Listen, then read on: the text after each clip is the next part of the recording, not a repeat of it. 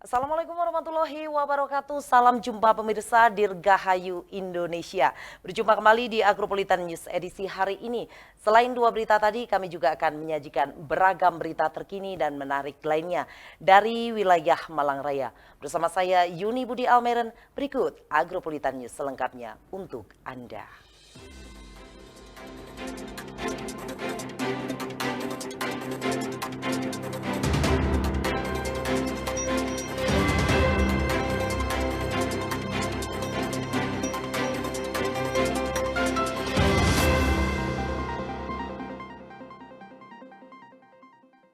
Mengawali Agropolitan News hari ini, berikut kami rangkum berita seputar Malang Raya dalam News 60 Detik.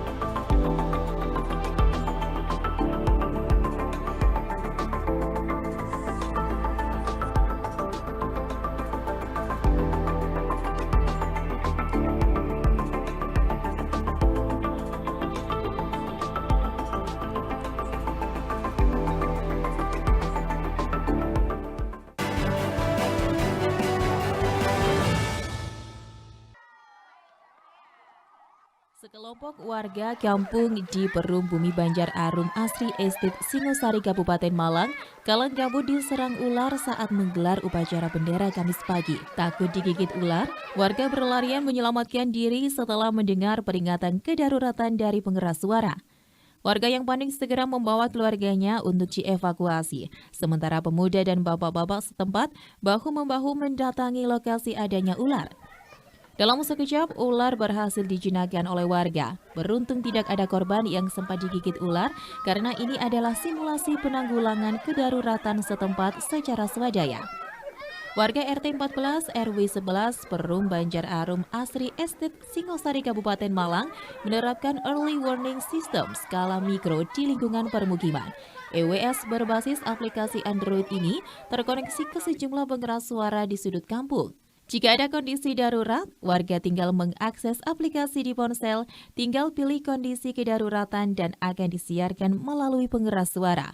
Aplikasi ini sudah dimiliki sejak 1 tahun terakhir, sengaja dirancang untuk keamanan warga yang didominasi anak-anak dan lansia.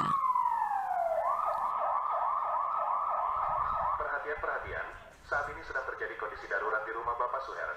Mohon bantuan warga untuk bisa ke tempat Bapak Suher sekarang. Terima kasih. Coba untuk membangun ini, panic button ini tuh di level yang paling terkecil itu di RT.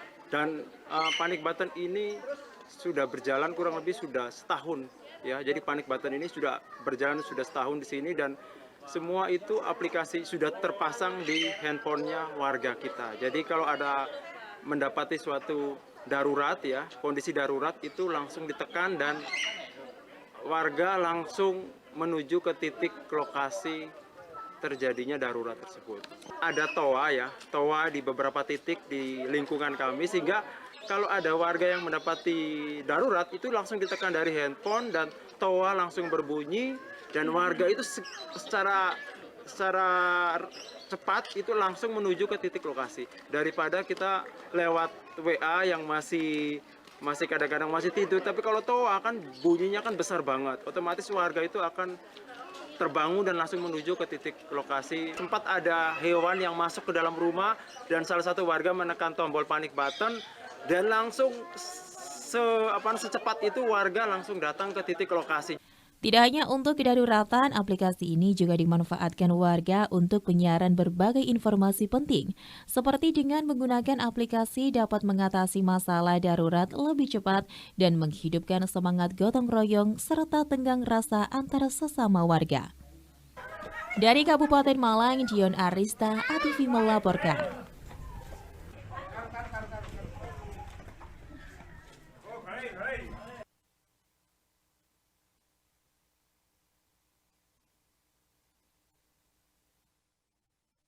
Memeriahkan Hari Ulang Tahun Republik Indonesia ke-78 pada tanggal 17 Agustus 2023, PT Best Profit Futures Cabang Malang menggelar lomba fashion show yang berlokasi di halaman depan kantor BPF Malang.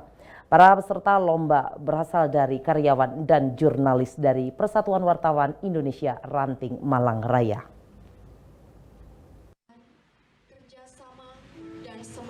Gotong royong. Memeriahkan HUT RI ke-78 pada tanggal 17 Agustus 2023, PT Best Profit Futures Cabang Malang BPF Malang menggelar lomba peragaan busana fashion show yang berlokasi di halaman depan kantor BPF Malang di Jalan Lejen S. Parman nomor 59 Kafling 13-5 Purwantoro Blimbing Kota Malang. Para peserta lomba berasal dari karyawan dan jurnalis dari Persatuan Wartawan Indonesia Ranting Malang Raya. Andri, pimpinan BPF Malang menegaskan, PT BPF Malang akan selalu hadir dalam setiap momen besar, terlebih di Hari Kemerdekaan Republik Indonesia tahun ini. Semarak HUT RI ke-78 tahun ini menjadi inisiatif BPF Malang untuk mendorong kreativitas karyawan dan masyarakat yang kali ini diwakili oleh teman-teman PWI Malang Raya.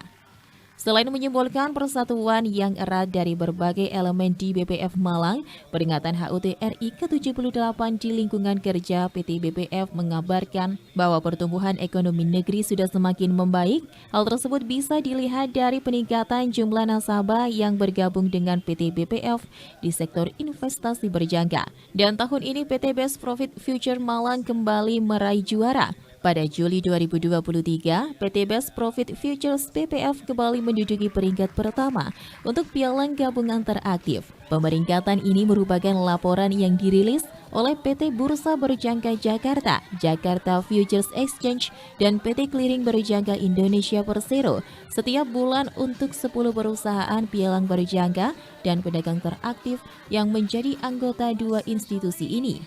Andri mengatakan pencapaian tersebut merupakan buah apresiasi dari nasabah dengan menjadi pialang teraktif nomor 1, menunjukkan kualitas layanan perseroan sebagai perusahaan pialang berjangka yang dipercaya oleh banyak nasabah untuk melakukan transaksi berjangka. Di tahun 2023, khususnya BPF Malang optimis untuk memberikan kontribusi terbesar secara nasional dari sisi volume transaksi, sehingga bisa mempertahankan posisi BPF sebagai pialang teraktif di posisi pertama dengan target volume transaksi tumbuh 25% sampai akhir tahun. Pada hari ini kita juga mengucap syukur bahwa PT Best Profit Future di bulan Juli itu adalah memiliki kinerja terbaik, yaitu pialang teraktif ranking 1 untuk dari Jakarta Future Exchange dan Clearing Berjangka Indonesia. Jadi kembali menjadi peringkat 1. Ini bukti bahwa penghargaan ini datang dari mana? Dari apresiasi dari nasabah kita, yang dimana kita sudah memberikan kontribusi, memberikan pelayanan prima untuk nasabah-nasabah kita, sehingga diapresiasi untuk menjadi peringkat 1 tersebut. Ya, jadi ini sebagai modal kita semua yang ada di sini untuk melaju lagi untuk bulan-bulan kedepannya, supaya PT Best Profit Future yang kita kenal BPF Malang, khusus cabang Malang ini, memberikan kontribusi positif untuk kemajuan perusahaan kantor kita PT Best Profit Future. Sementara untuk memotivasi para karyawan dan peserta lain dalam lomba fashion show ini, BPF Malang juga menyiapkan berbagai hadiah menarik bagi pemenang untuk 4 kategori lomba, yaitu batik, formal outfit, smart casual, dan sporty. Andri mengatakan makna kemerdekaan bagi insan BPF Malang adalah perjuangan dalam menyatukan perbedaan untuk terus melangkah maju. Hal ini menjadi implementasi di kantor dengan menerima karyawan dari beragam suku, agama, dan keseimbangan dari posisi gender, sesuai dengan tema HUT RI ke-78 ini, yaitu terus melaju untuk Indonesia maju. Dari Kota Malang, Saiful Akbar, ATV melaporkan. Rupiah. Kategori terakhir. Sporty wanita mendapatkan. Pemirsa, jangan beranjak dari tempat duduk Anda. Agropolitan News akan segera kembali setelah jeda iklan berikut ini.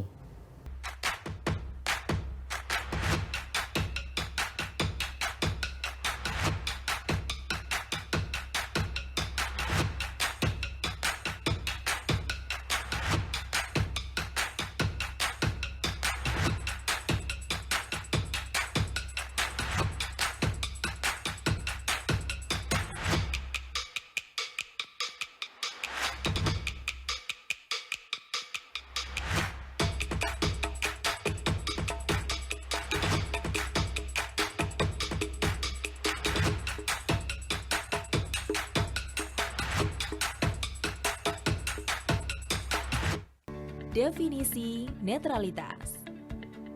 Bebas konflik kepentingan, tidak memihak, bebas intervensi, objektif, bebas pengaruh, adil. Jaga netralitas ASN dalam pemilu 2024. Iklan layanan ini dipersembahkan oleh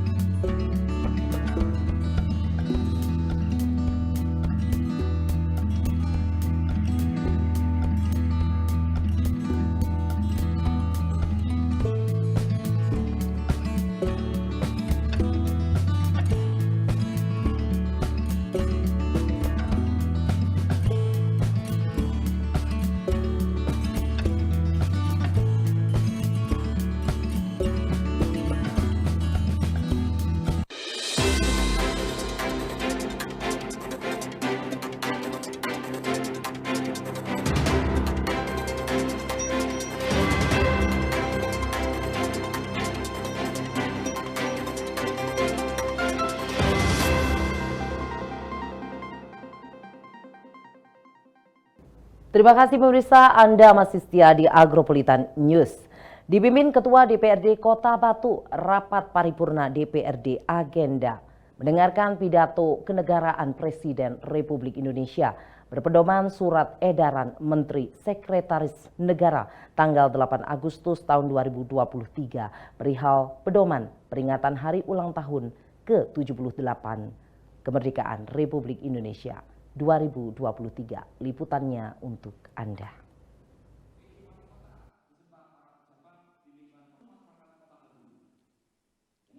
Dalam sambutannya, Ketua DPRD Kota Batu Asmadi menyampaikan bahwa pada perayaan HUT kemerdekaan RI kali ini, tema yang diusung adalah terus melaju untuk Indonesia maju. Tema tersebut menggambarkan pencapaian yang telah diraih, menjadikan posisi Indonesia menguntungkan dalam melanjutkan gerak pembangunan negara. Melalui tema tersebut diharapkan dapat menjadi dorongan bagi bangsa Indonesia untuk terus bergerak maju. Pada momen ini Indonesia telah menunjukkan aksi nyata yang progresif dan diharapkan jangan sampai berhenti melanjutkan pembangunan dengan semangat estafet.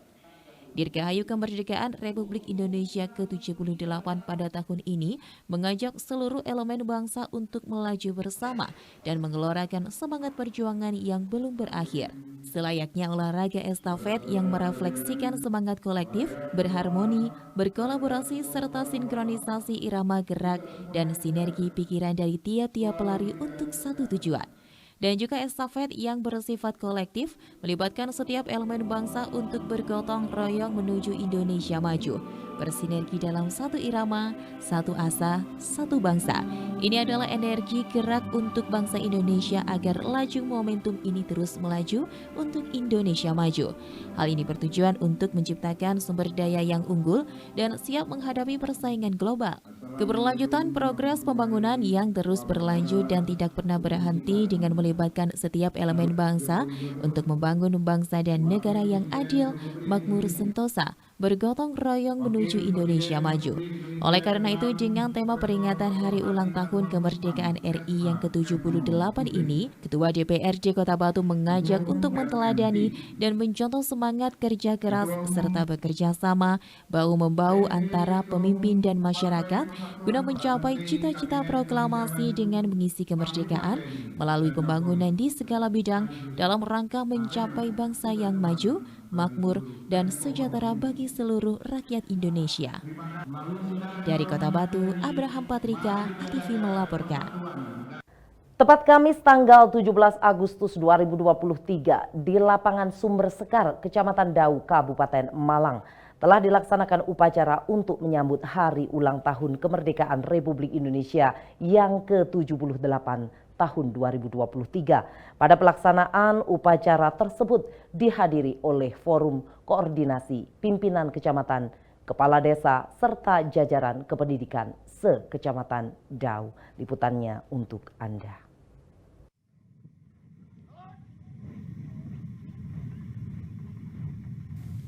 Pada hari Kamis tanggal 17 Agustus 2023 telah dilaksanakan upacara detik-detik proklamasi kemerdekaan Republik Indonesia yang ke-78 di lapangan Sumber Sekar dengan hikmat dan lancar.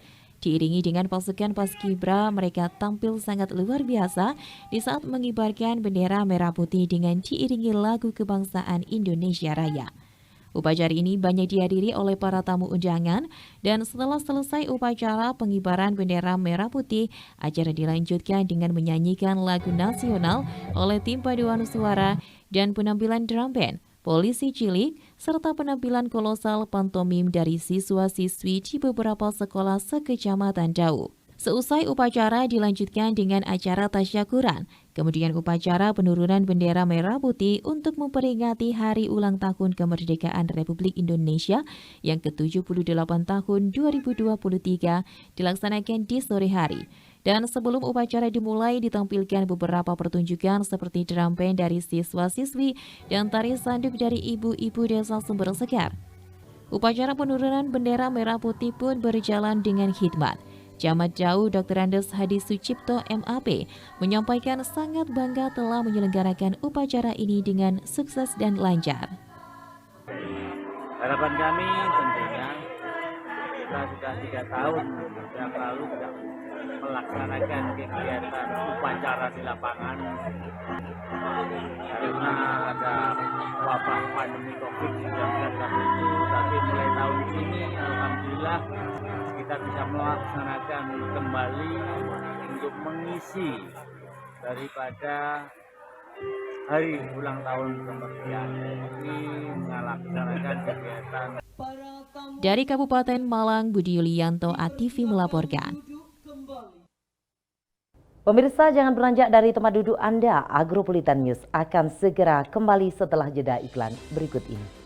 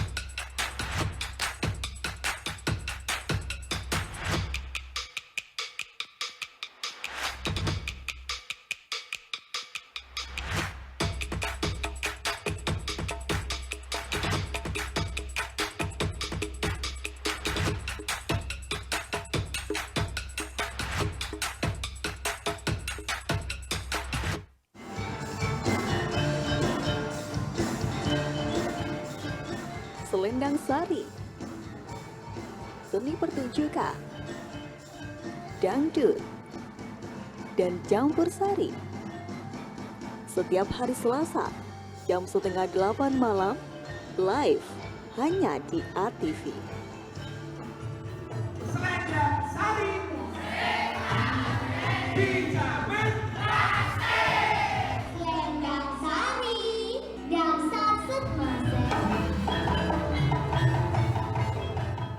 Pusing, banyak tugas, tapi gak paham materinya.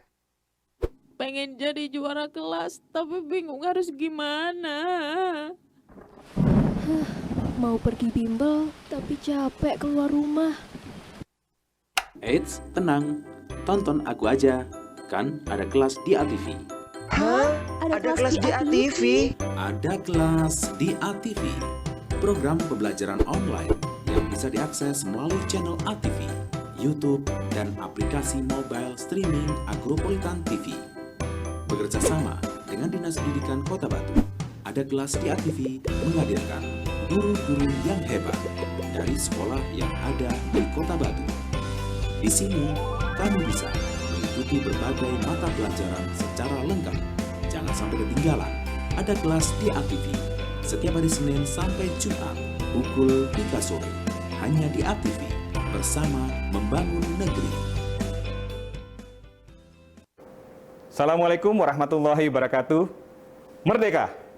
Dirgahayu ke-78 Kemerdekaan Republik Indonesia. Bangsa kita adalah bangsa pejuang yang senantiasa mengisi jiwa untuk mengisi kemerdekaan melalui perjuangan yang telah diraih oleh para pahlawan kita. Tantangan masa kini lebih berat, namun dengan semangat dan persatuan kita bersama, berjuang untuk berinovasi dan berkreativitas di dalam mewujudkan Indonesia yang lebih baik ke depan. Berkobar untuk terus membangun semangat, mewujudkan Republik Indonesia yang lebih maju ke depan. Saya Aris Agung Paiwai, penjabat Wali Kota Batu, mengucapkan Dirgahayu Kemerdekaan Republik Indonesia. Teruslah melaju untuk Indonesia maju, jayalah Indonesiaku. Assalamualaikum warahmatullahi wabarakatuh.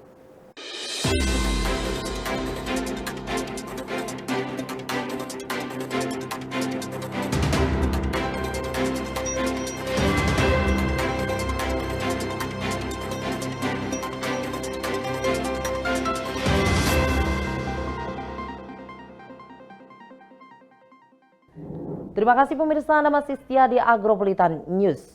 Tahapan verifikasi administrasi pencermatan daftar calon sementara bacalon anggota DPRD Kabupaten Malang dalam pemilihan umum tahun 2024 sudah berakhir. Dari 658 bacalon yang diajukan 17 partai politik, 66 bacalon dinyatakan tidak memenuhi syarat.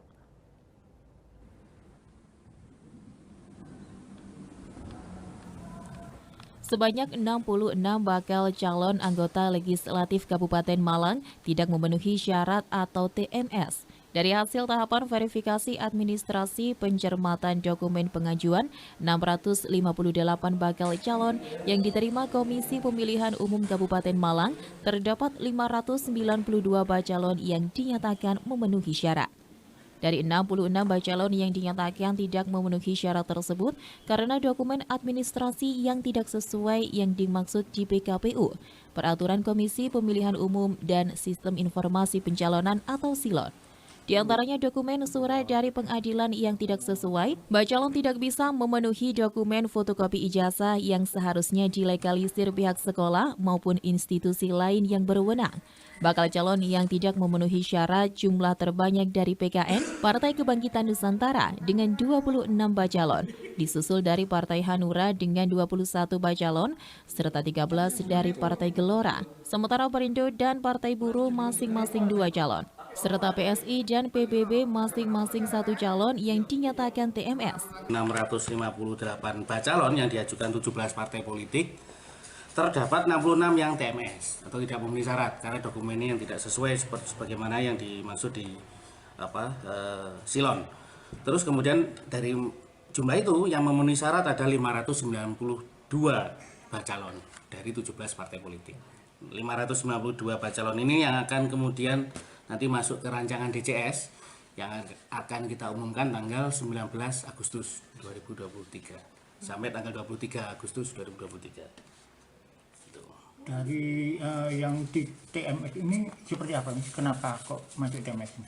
Penyebabnya bermacam-macam, tapi terutama karena dokumen administrasi yang tidak sesuai sebagaimana yang dimaksud di PKPU 10 2023 dan di Silon.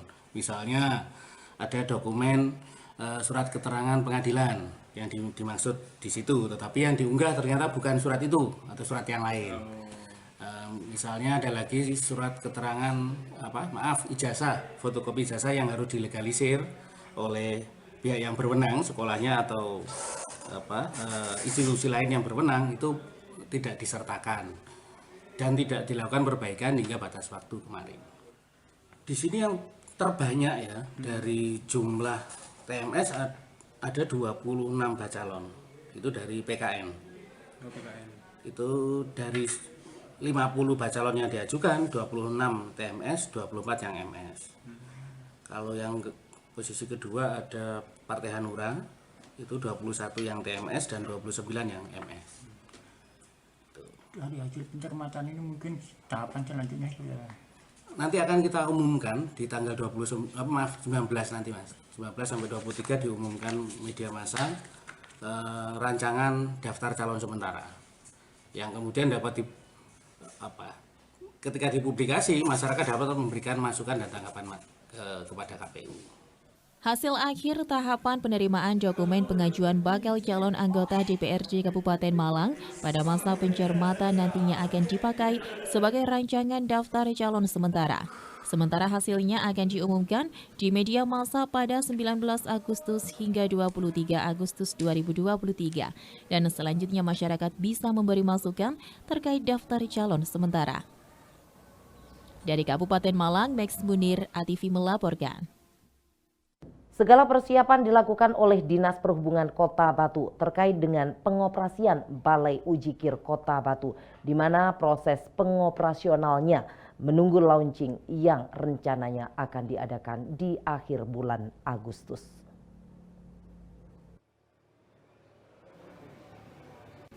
Segala persiapan dilakukan oleh Dinas Perhubungan Kota Batu terkait dengan pengoperasian Balai Uji Kir Kota Batu, di mana proses pengoperasionalnya menunggu launching yang rencananya akan diadakan di akhir bulan Agustus. Kepala UPT Balai Pengujian Kendaraan Bermotor Kota Batu, Gadis Dewi Primandasari, menjelaskan bahwa saat ini persiapan Balai Penguji Kendaraan Bermotor Kota Batu telah mencapai 100%. Hal ini dikarenakan proses dari akreditasi serta proses penyediaan barang untuk bukti lulus uji kendaraan dan semua persiapan telah fix. Apalagi dari pemerintah pusat sendiri melalui Kementerian Transportasi dan Perhubungan Pusat telah memberikan legalitas terkait dengan pengoperasionalan Balai Uji Kendaraan Bermotor Kota Batu. Balai Uji Kendaraan Kota Batu sendiri sebenarnya sudah boleh beroperasi saat ini, tetapi hanya tinggal menunggu dari launchingnya, yang mana rencananya akan dilakukan di akhir bulan Agustus, mendukung selesainya peringatan Hari Kemerdekaan Republik Indonesia. Hingga saat ini persiapannya untuk Balai Uji Kir sekarang sudah 100% Mbak, karena proses dari akreditasi, proses penyediaan barang untuk bukti lulus ujinya, sama semuanya sudah fix sih. Tinggal kita sebenarnya dari kementerian pun kemarin kita ke Jakarta sudah kita mendapatkan legal lah intinya gitu kan, legal untuk beroperasi. Sebenarnya juga sudah diperbolehkan beroperasi. Tinggal nanti kita tunggu launching Balai Uji Kir. Operasi sama launching kan berbeda ya Mbak ya. Makanya kalau launching ini kan masih masa-masa memperingati Hari Kemerdekaan Republik Indonesia, jadinya insya Allah nanti di akhir bulan lah kita launchingnya. Untuk launching launching apa ya Mbak ngono ki jenenge?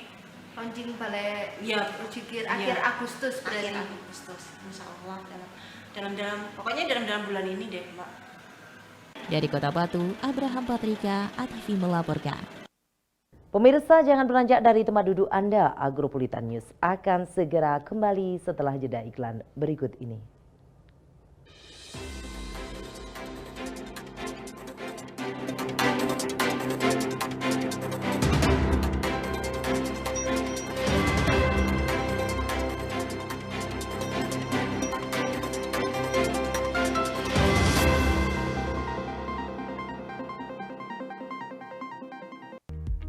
dalam upaya pencegahan dan pengendalian penyakit demam berdarah dengue DBD di Kota Batu. Lakukan pemberantasan sarang nyamuk dengan melakukan 3M+. Menguras dan menyikat tempat penampungan air seminggu sekali. Menutup rapat tempat penampungan air. Mengubur barang bekas yang dapat menampung air. Selain itu ditambah plus dengan cara lainnya seperti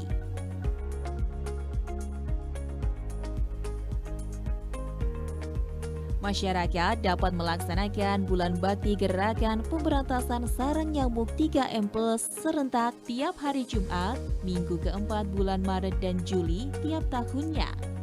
Segera lapor ke Dinas Kesehatan terdekat apabila ada kasus DBD di lingkungan Anda. Ayo, waspada demam berdarah dengue. Iklan layanan ini dipersembahkan oleh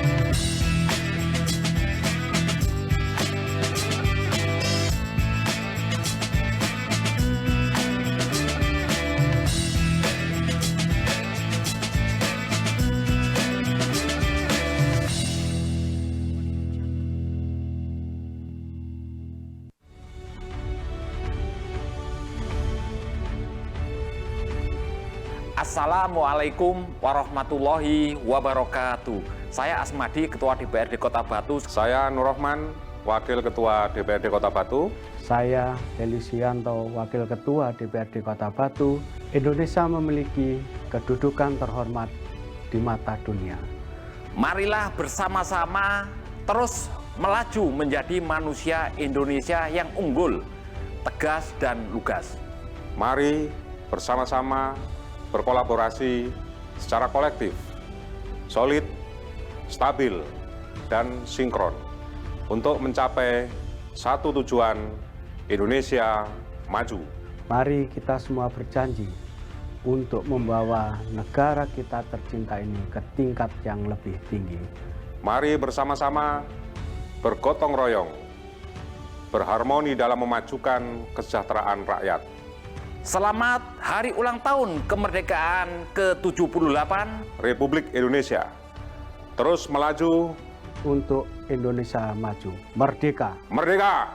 Merdeka! Wassalamualaikum warahmatullahi wabarakatuh.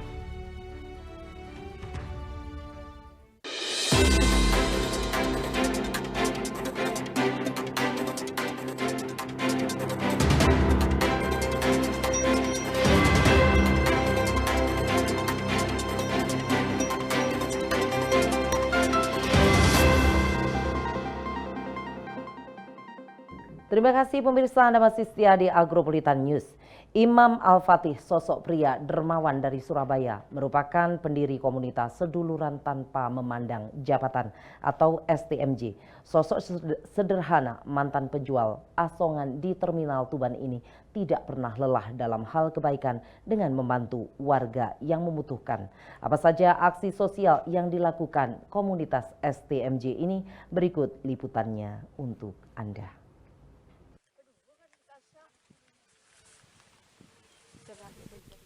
Imam Al-Fatih, sosok pria dermawan dari Surabaya, merupakan pendiri komunitas seduluran tanpa memandang jabatan atau STMJ.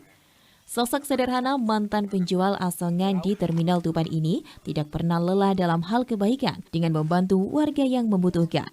Komunitas STMJ merupakan pegiat sosial yang membantu sesama yang belum tersentuh baik di pinggiran kota ataupun sudut desa terpencil sekalipun. STMJ dengan slogan "Masih butuh tangan orang lain" ini hadir di Kota Bondowoso dan akan membantu masyarakat yang membutuhkan uluran tangan. Salah satu aksi yang dilakukan komunitas ini adalah dengan menyambangi seorang nenek tua bersama Sari yang hidupnya tidur di atas batu, hidup menyendiri tanpa kerabat di Dusun Tegal Tengah, Kelurahan Curadami, Bondowoso. Tim STMJ pun mengajak Mbah Sari makan bersama sambil bercengkrama dengan canda-candaan di luar nalar. Tidak lama berselang, komunitas ini membagikan beras dan santunan kepada tetangga sekitar Mbah Sari. Dilanjutkan ke beberapa rumah sasaran di sekitar kaki Gunung Piramid Bondowoso. Imam Al-Fatih mengatakan meski di usianya yang lanjut, Mbah Sari sangat luar biasa. Daya ingat Mbah Sari ini masih tajam. Namun dikarenakan rumah tinggal yang kurang layak, dirinya bersama komunitas STMJ merasa prihatin karena Mbah Sari tidur di atas batu bila malam tiba tanpa penerangan. Memiliki moto STMJ jangan merasa bisa, tapi kita bisa merasa.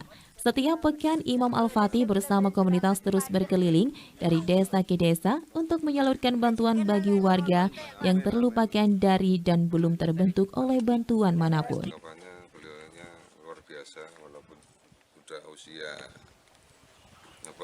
umurnya sudah tua, beliaunya masih ingatannya masih tajam, dan beliaunya juga hidup sendiri, itu pun juga kehidupannya di atas batu yang ditata dengan sendirinya. Sebenarnya kita masih, yang pastinya kita akan selalu keliling untuk membantu, karena apa? Moto dari STMJ seduluran tanpa memandang jabatan, ojo rumongso bisa nang bisa rumongso amarga sik butuh tangan liat. Dari Bondowoso, Saiful Akbar, ATV melaporkan.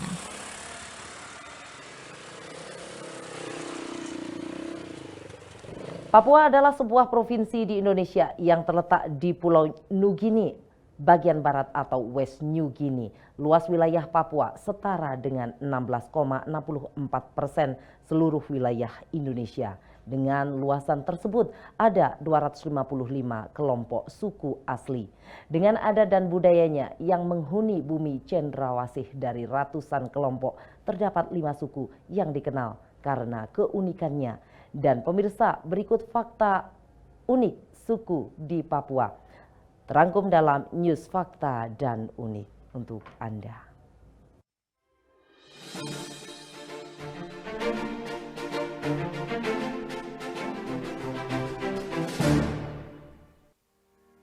Pemirsa, inilah suku unik di Papua. Papua adalah sebuah provinsi di Indonesia yang terletak di Pulau Nugini bagian barat. Luas wilayah Papua setara dengan 16,64% seluruh wilayah Indonesia. Dengan luasan tersebut, ada 255 kelompok suku asli dengan adat dan budayanya yang menghuni bumi cendrawasih. Dari ratusan kelompok terdapat 5 suku yang dikenal karena keunikannya. Berikut 5 fakta unik suku di Papua.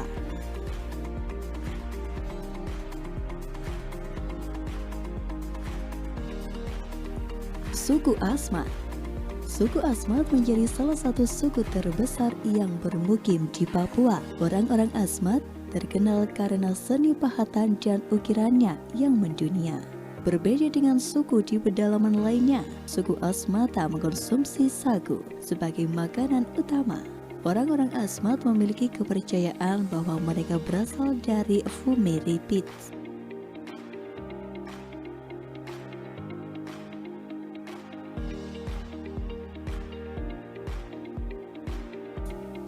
Suku Dani.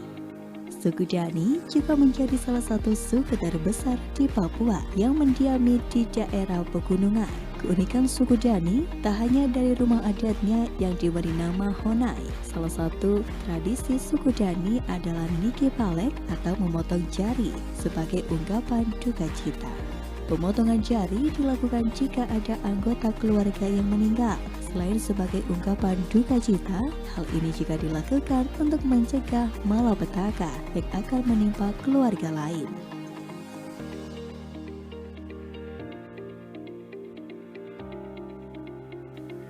Suku Korowai. Suku Korowai dikenal sebagai suku yang tinggal di sebuah rumah-rumah pohon. Tinggi rumah pohon mencapai 15 hingga 50 meter. Selain itu, suku Karowi juga dikenal dengan kanibalisme, membunuh dan memakan para kakua. Bagi mereka, Kakua harus dibunuh dengan cara dimakan dan mempercayai bahwa hal tersebut adalah sistem keadilan.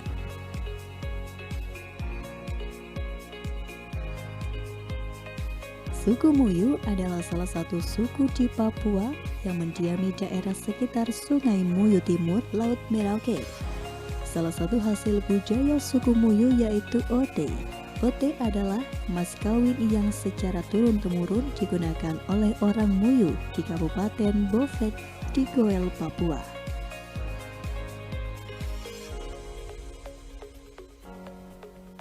Suku Amungme. Suku Amungme disebut sebagai suku tertua di bumi Cendrawasih yang terkenal memiliki ikatan kuat dengan gunung. Bagi suku Amungme, gunung dan sekitarnya adalah sebuah tempat suci yang harus dijaga. Setidaknya ada 14 gunung yang tercatat hilang akibat eksploitasi yang dilakukan oleh Freeport. Dan itulah pemirsa suku unik di Papua. Versi News Fakta dan Unik.